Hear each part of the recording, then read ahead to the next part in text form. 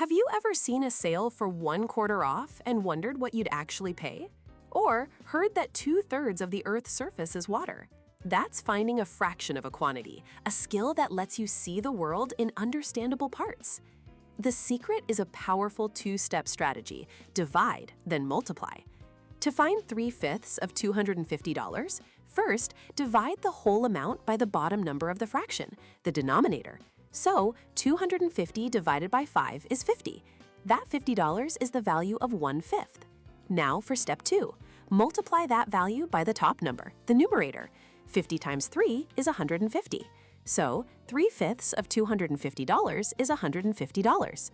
Divide by the bottom, multiply by the top. That's the golden rule. And this method works for everything, even massive numbers. Need to find 2/5 of a city's $5 million budget? Same steps. 5 million divided by 5 is 1 million. 1 million times 2 is $2 million. The math doesn't change just because the numbers get bigger. What about finding what's left over?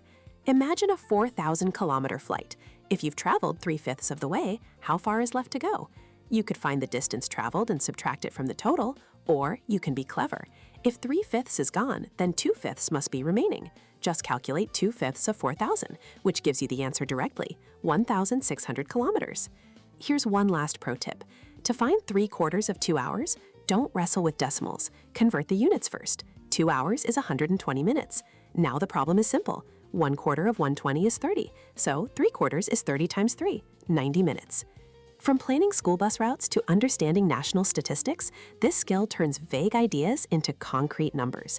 It's not just about passing a math test, it's about decoding the information all around us, one fraction at a time.